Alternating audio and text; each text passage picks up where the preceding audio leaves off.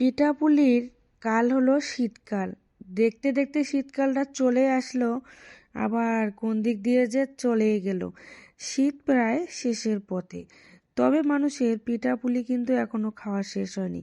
ঠিক কিনা বলেন তো? এখনো কম বেশি সবারই বাড়িতে পিঠাপুলির আয়োজন চলছেই।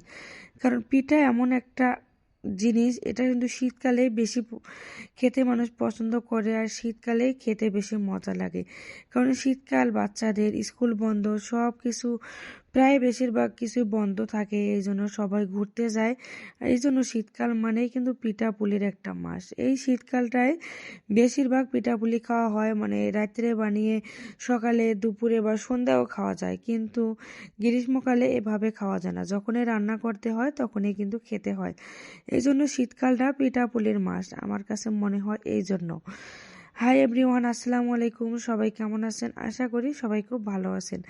আপনারা তো দেখতে পাচ্ছেন যে আমি পিঠা বানাচ্ছি, আর এগুলো পিঠা আপনাদের এলাকায় কি বলে অবশ্যই অবশ্যই কমেন্ট করে জানাবেন। আমাদের এলাকায় বলি সেমাই পিঠা বা চুষি পিঠা, যে কোনো একটা। আপনারা কোনটা বলেন অবশ্যই কমেন্টস করে জানাবেন। পিঠাগুলো বানাতে কিন্তু অনেক কষ্ট, অনেক কষ্ট। আমি একাই বানাইছি, কিছুক্ষণ দাঁড়িয়ে বানাইছি, আবার বসে বসে থেকেও বানাইছি।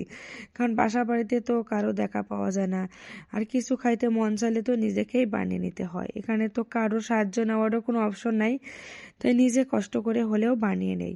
পিঠাগুলো আমার বানিয়ে নেওয়া হয়েছে। এখন আমি দুধ জাল করে নিয়েছি, এখানে প্রায় 1.5 লিটার দুধ নিয়েছি। দুধের মধ্যে তেজপাতা, বাদাম, তারপরে মানে সাদা এলাচ, দারচিনি, চিনি পরিমাণ অনুযায়ী দিয়ে আমি জাল করে নিয়েছি। প্রায় 5 থেকে 6টা বলক ওঠায় নিয়েছি।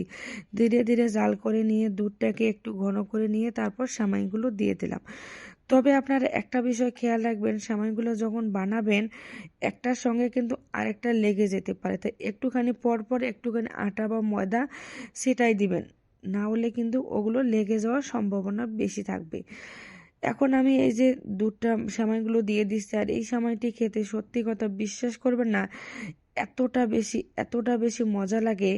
বেশিরভাগ সময় দেখবেন এই যে সামনে রোজার ঈদ আসতেছে, সবাই কিন্তু এভাবে সেমাইটি রান্না করে, এভাবেই কিন্তু সেমাই বানাই, সেমাইটি রান্না করে খেতে অনেক বেশি মজা লাগে। আমার বাসায় কোনো গুড় নাই, কালারটা একটু পরিবর্তন করতেই হবে। কারণ এই সময় যদি একটু গুড় দিয়ে পিঠা না খাই তাহলে কিন্তু মনটা ভরে যায় না। আর গুড়ের কালারটা দেখতেও বেশি মজা লাগে, দেখতে বেশি ভালো লাগে।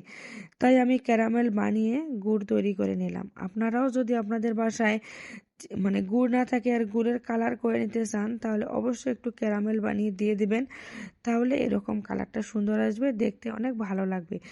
আমার পিঠাগুলো বানানো কেমন হয়েছে, রান্নাটি কেমন হয়েছে অবশ্যই কমেন্টস করে জানাবেন। ভালো লাগে লাইক কমেন্ট শেয়ার করবেন।